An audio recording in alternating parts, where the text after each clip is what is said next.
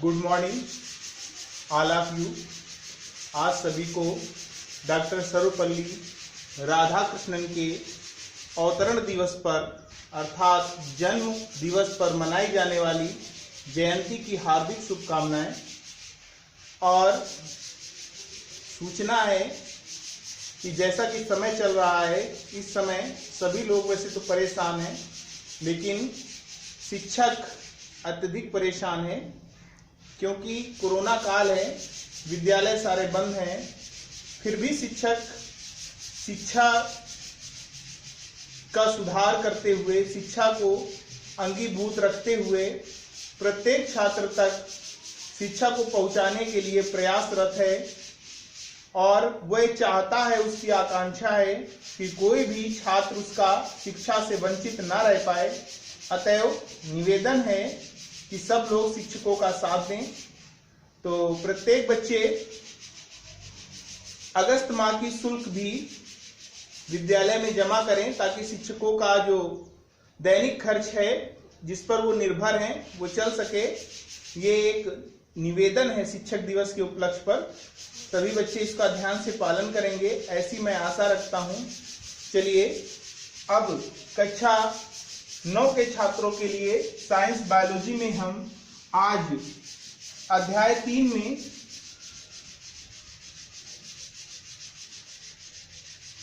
जैव विविधता, जीवों की विविधता में लेकर के आए हैं आपके समक्ष पार्ट 4 में संघ एनीलिडा।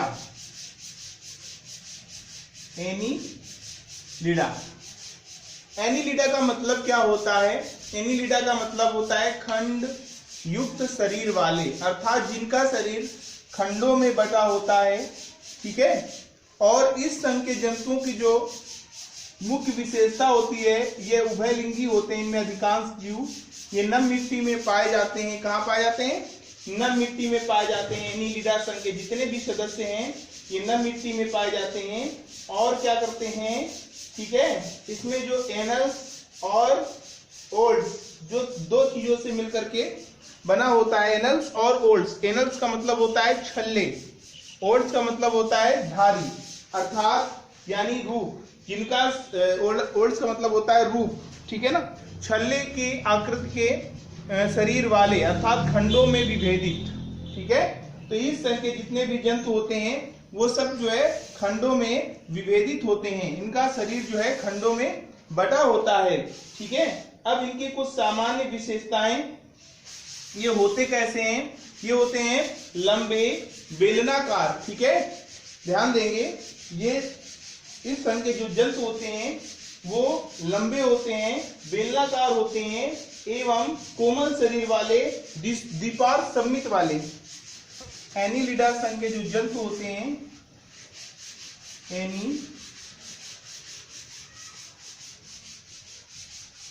एनीलिडा संघ के जो जंतु होते हैं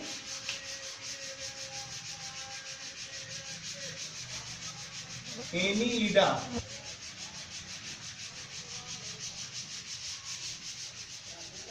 ठीक, ये द्विपार्श्व सममित वाले होते हैं। सामान्य लक्षण में क्या लिखेंगे? एनीलिडा संघ के जंतु द्विपार्श्व सममित वाले होते हैं। ये द्विपार्श्व सममित वाले खंड युक्त कृमि होते हैं। नंबर 2 में क्या लिख लेंगे? ये नम मिट्टी में पाए जाते हैं। कहां पाए जाते हैं? नम मिट्टी में पाए जाते हैं। ठीक, ये नम मिट्टी में पाए जाते हैं। इनमें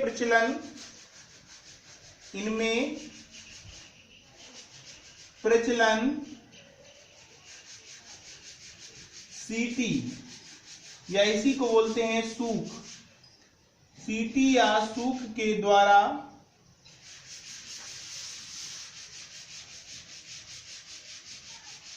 द्वारा होता है। इसमें पाचन तंत्र के साथ साथ में उत्सर्जन तंत्र भी विकसित होता है और शरीर में क्यूटिकल का आवरण पाया जाता है। क्यूटिकल का आवरण पाया जाता है। शरीर में क्यूटिकल का आवरण पाया जाता है और क्या होता है, इनके शरीर की संरचना, इनके शरीर की संरचना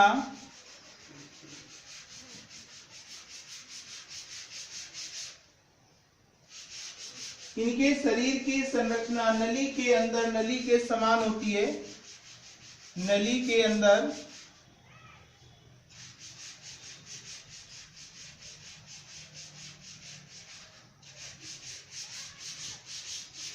नली के समान होती है।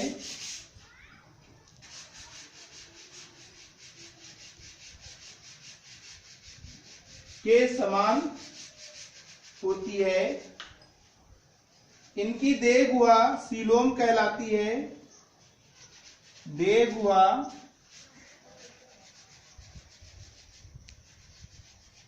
सीलोम कहलाती है।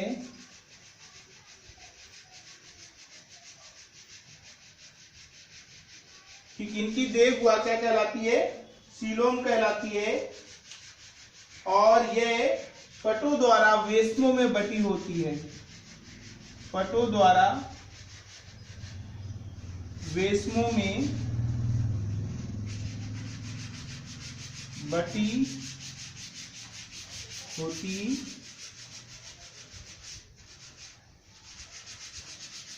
इनमें अंग तंत्र स्तर का शारीरिक संगठन पाया जाता है। ठीक है, इसके पहले वाले जंतुओं में भी यही था। इसमें अंग तंत्र स्तर का शारीरिक संगठन पाया जाता है। उत्सर्जी अंग नेफ्रीडिया होता है, इसमें लिख लेंगे उत्सर्जी अंग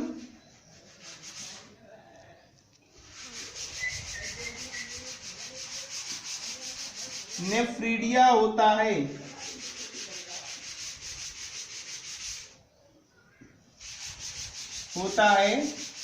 एक नंबर लिख लेंगे, यह उभयलिंगी होते हैं। यह उभयलिंगी होते हैं।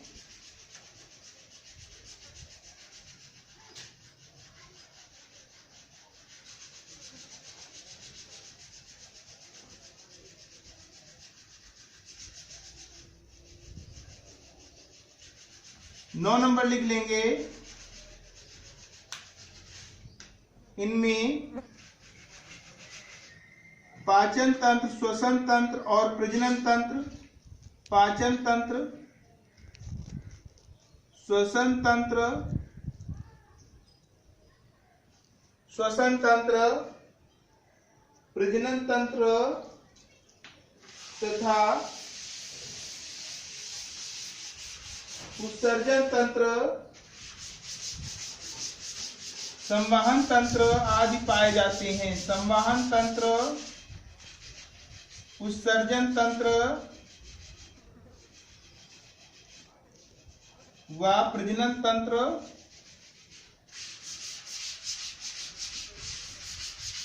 पाया जाता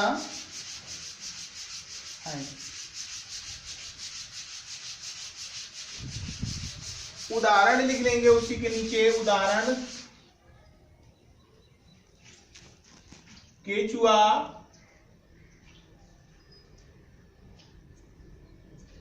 जोक आदि। ठीक, केचुए को किसानों का मित्र भी कहा जाता है क्योंकि यह मिट्टी को फर्टिल बनाता है, उपजाऊ बनाता है। तो ये हो गया आपका एनीलिडा संघ। इसके बाद में अगला संघ आता है, इसको हम साफ कर देते हैं।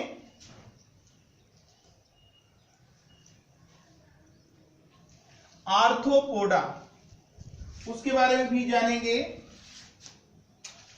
संघ आर्थ्रोपोडा,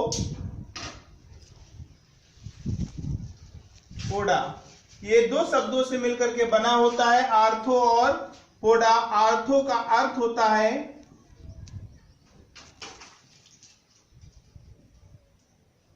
जोड़ीदार, पोडा का अर्थ होता है पाद या उपांग। यह जंतु जगत का सबसे बड़ा संघ होता है। इसमें लगभग 80,000 प्रजातियां आती हैं। इसमें लगभग 80,000 प्रजातियां आती हैं। ये सबसे बड़ा संघ होता है जिसमें 80,000 प्रजातियां आती हैं जीवों की।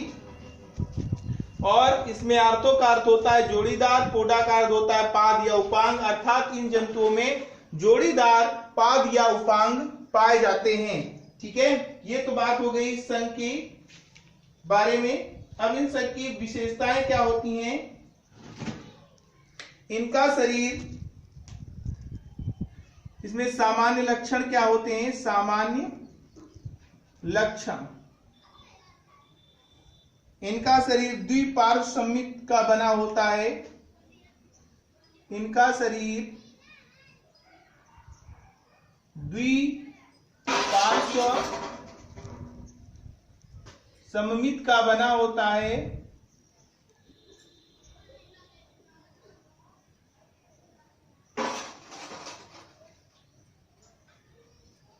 ठीक। नंबर 2,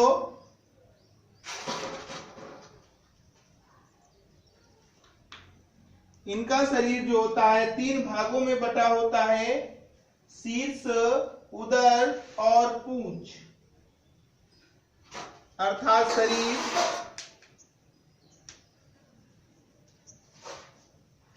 सिर, उदर व पुच्छ में विभाजित होता है।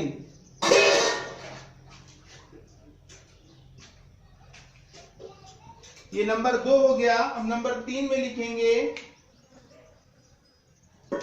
शरीर में काइटिन के बने कठोर बाह्यकंकाल से बंद रहता है। जो इनका शरीर का संपूर्ण शरीर जो होता है कठोर काइटिन के बने शरीर, कठोर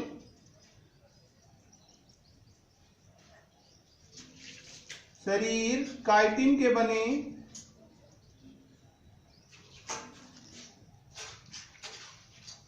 कठोर बाह्यकंकाल में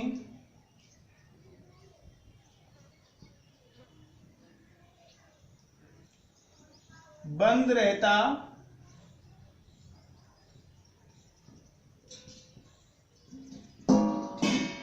नंबर 4, इन जंतुओं में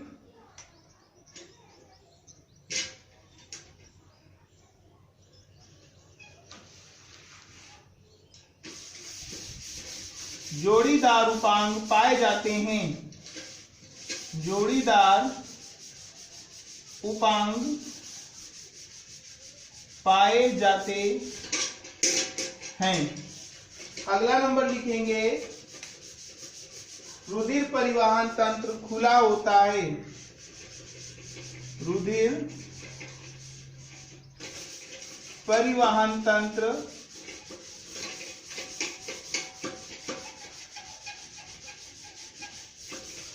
खुला होता है।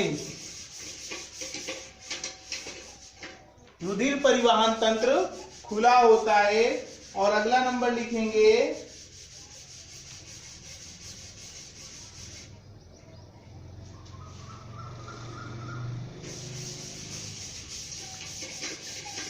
ठीक है, जो जलीय जंतु होते हैं इस संघ के, उनमें जो है क्लोम दरारें पाई जाती हैं श्वसन के लिए। जलीय जंतुओं में श्वसन के लिए क्लोम दरारें, ठीक है, लिख लेंगे। जलीय जंतुओं में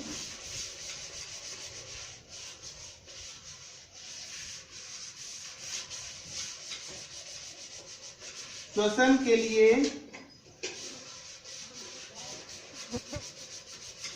फ्लोम दरारें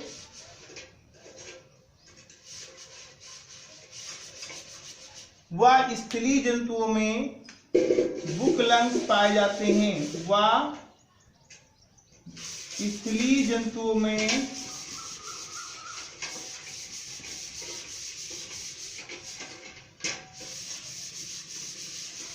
बुकलंग्स।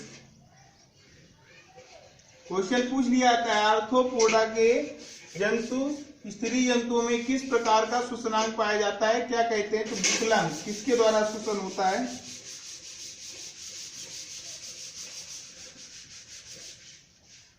वह स्त्रीय जंतुओं में बुकलंग्स पाए जाते हैं। इसे ट्रेकिया भी कहते हैं। बुकलंग्स या ट्रेकिया, यहां लिख लेंगे ट्रेकिया या बुकलंग्स। ठीक, ट्रेकिया या बुकलंग्स पाया जाता है और देह व रुधिर से भरी होती है। देह व 7 नंबर है।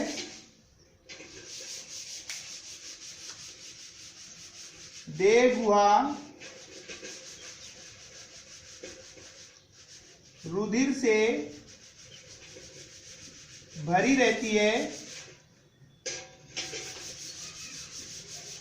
और सभी अंग इसमें डूबे रहते हैं। और सभी अंग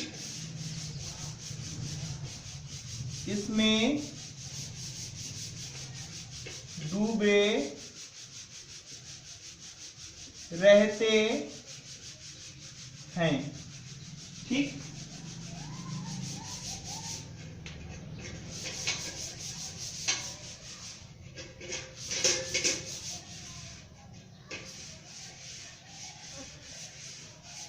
उनके उदाहरण लिख लेंगे।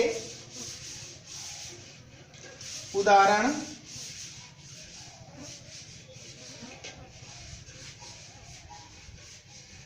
झींगा,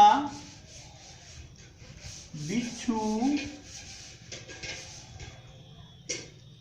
कॉकरोच,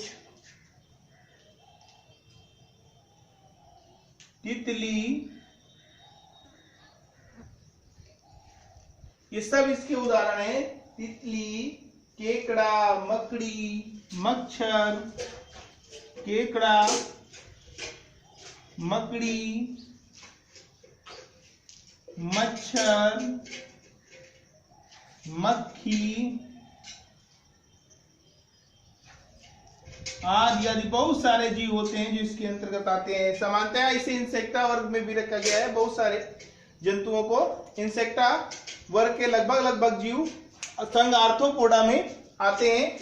तो हमने एक बात कही थी शुरुआत में कि शिक्षक दिवस पर आप लोग एक संकल्प लेंगे शिक्षकों को ध्यान में रखते हुए कि सभी लोग 1-1 माह की शुल्क जरूर जमा करें, जिससे शिक्षकों का जो दैनिक खर्च है वो चल सके। क्योंकि शिक्षक का जो मुख्य स्रोत होता है वो शिक्षा देना है और इसी से उनका जो है जीवन यापन भी होता है। धन्यवाद।